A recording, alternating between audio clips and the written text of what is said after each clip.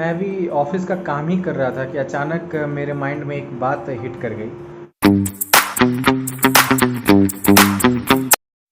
Hello, good morning everyone. आशा है कि आप सब बहुत ही अच्छे होंगे। मैं भी बहुत अच्छा हूँ। आज है 16 तारीख, थर्सडे, और कल फ्राइडे हो जाएगा। फ्राइडे को तो सबको इंतज़ार रहता है, खास करके हमें तो बहुत ज़्यादा इंतज़ार रहता है। तो आज का सीन ये है कि आज मैं थोड़ा लेट से उठा। हमारा सब कुछ हो गया है, मैंने जॉब पे स्टार्ट कर दिया है और साइन इन भी कर लिया है। वर्क देखा तो अभी फ़िलहाल वर्क नहीं होता है, मॉर्निंग टाइम में वर्क नहीं होता है, क्योंकि जो भी प्रोजेक्ट होते हैं यूएस बेस्ड, उसमें ज़्यादा वर्क मॉर्निंग में नहीं आता। आएगा बट अभी नहीं आता। इसका भी मौसम बहुत ही अच्छा है, ना ज़्यादा गर्मी है ना ज़्यादा ठंड है। बट आजकल मैं देख रहा हूँ कि सुबह में पता नहीं क्यों मुझे हल्का हल्का लगता है कि जैसे जुकाम सा हो गया है, नाक नाक मतलब भरा लगता है।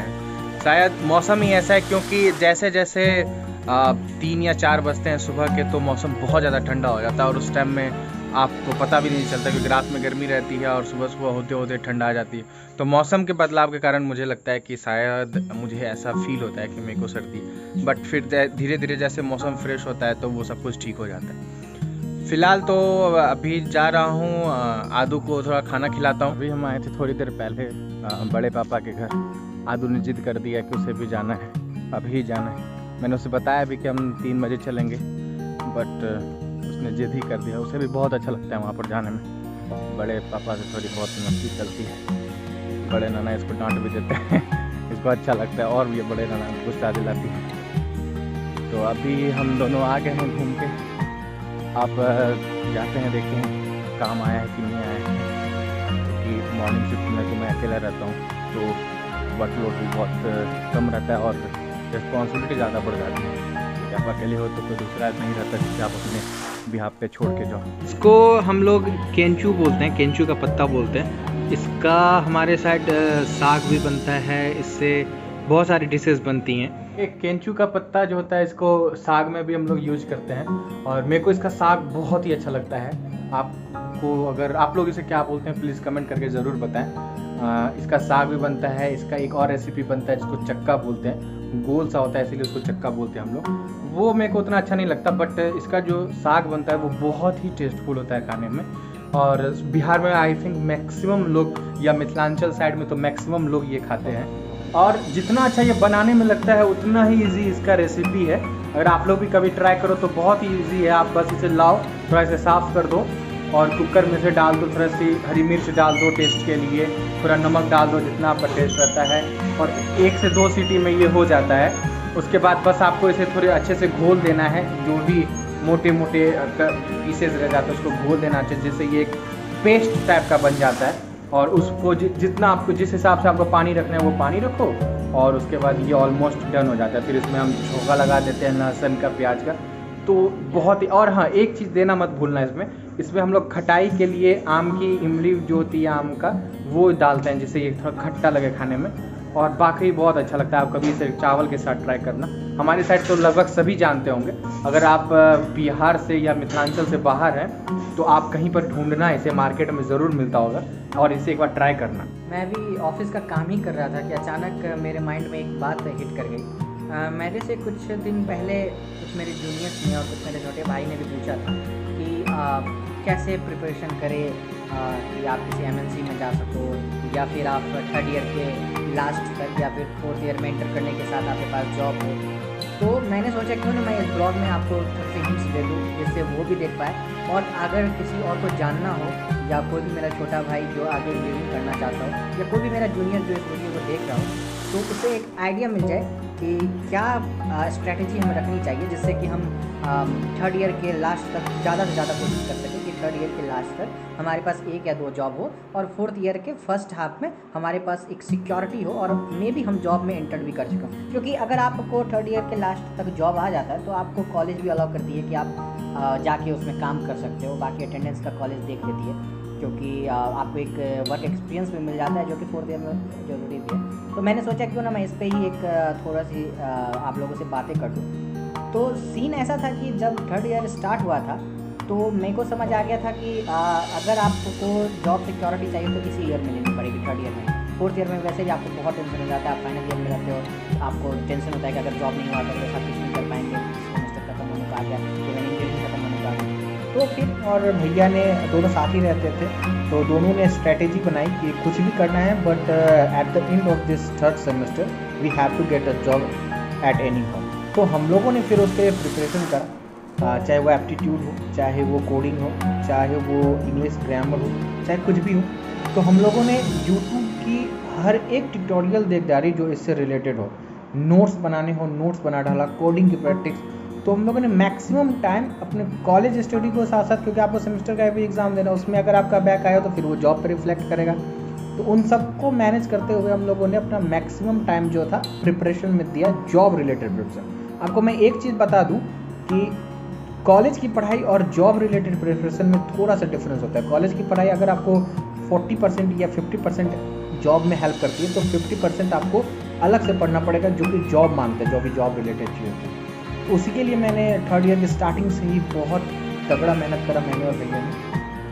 और उसका रिजल्ट भी हुआ कि जब थर्ड ईयर के लास्ट में ही कॉलेज में कंपनियां आने शुरू हो गई, तो बैठा शुरू में 1-2 रिजेक्शन सबको मिलते हैं, क्योंकि आपको गलती पता नहीं होता है, आप फ्रेशर्स हो रहते हो, पहली बार किसी कंपनी में बैठते हो, तो आपसे छोटी मोटी एक होते हैं डर हो जाता है, जिससे आप आता हुआ क्वेश्चन भी नहीं कर पाते। हमारे साथ भी ये हुआ था, आता हुआ कोडिंग में हम नहीं कर पाते। बट 1-2 जब पहली बार में 1-2 जॉब में जब रिजेक्शन मिला, तो उसके बाद हम लोगों ने गलतियों का एनालिसिस कर लिया कि क्या गलती कर रहे थे। तो उसमें मेन गलती हमारा एप्टीट्यूड था, एप्टीट्यूड पर हमें और काम करना था, हमने और काम किया उस पर। और देखते देखते फिर नेक्स्ट टर्म में जो सितंबर के बाद जो वो सितंबर का जो सेमेस्टर होता है, जो होता है यानी थर्ड ईयर का सेकंड सेमेस्टर, तो उसमें फिर हमें जॉब मिल गई।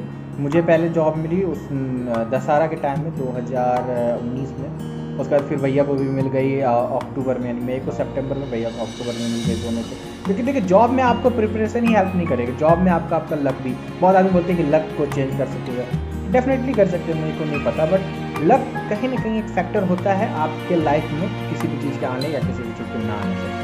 तो वो हमें मिल गया, तो एक सिक्योरिटी हमें हो गई कि now we have a job and we do not have to worry about the tensions that we will be bear. तो फिर हम लोगों ने अब क्या करा, अब हम लोगों ने ध्यान दिया कि इस प्रिपरेशन को और हायर ले जाएं, जिससे जो बड़ी कंपनियां हैं, चाहे वो MNCs हो, चाहे लाइक विप्रो, TCS या फिर कॉग्निजेंट, इन्फोसिस, इन सब के लिए हमने ट्राई करा।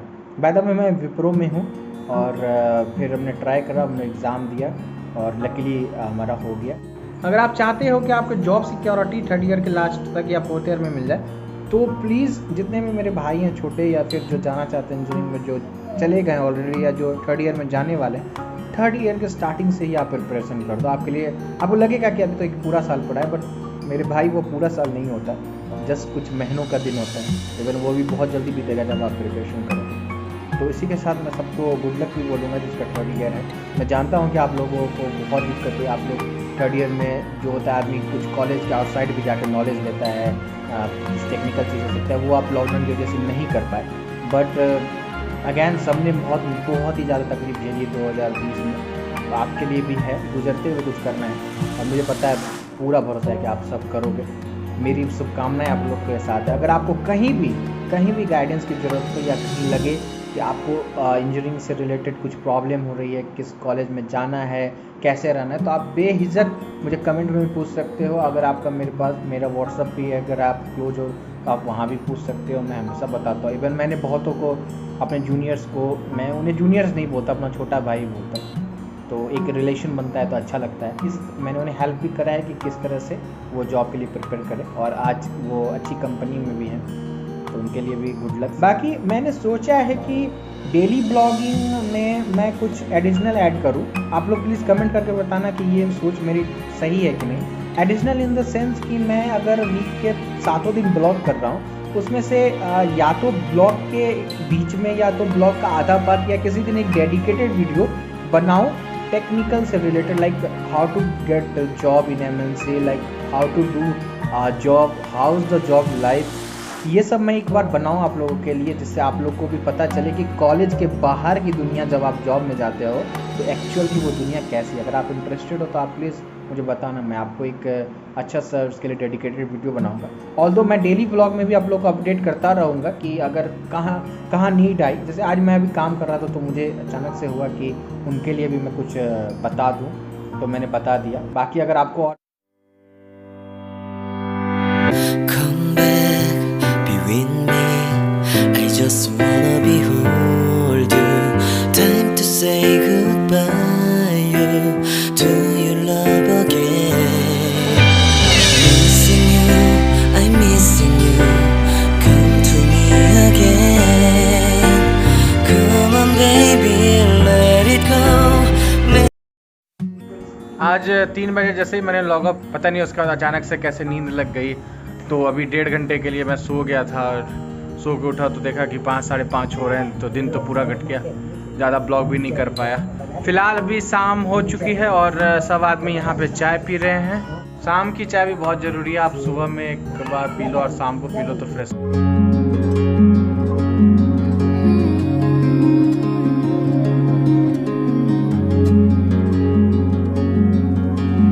शाम की चाय तो हो गई हमारी, अब आर्या आ गई है पास में, तो अब थोड़ी देर आर्या के साथ खेलता हूँ। सोचा तो था कि बड़े चाचा के घर जाऊँगा, बट अभी अब प्लान शायद कैंसिल है। अब थोड़ी देर बाबू लोग के साथ खेलूँगा, क्योंकि आज खेल भी नहीं पाया, मॉर्निंग से जॉब में था और फिर 3 बजे के बाद आँख लग गई तो सो गया हुआ।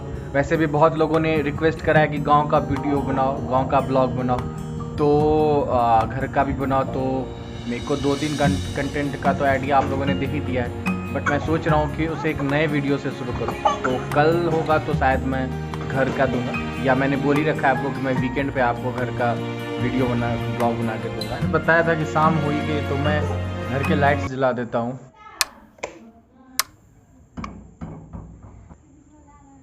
घर की तो सारी लाइट जला दी है, अब शिव मंदिर का भी लाइट जला देता हूँ। आज शाम तो होगी नहीं, तो बस लाइट ही जला देता हूँ।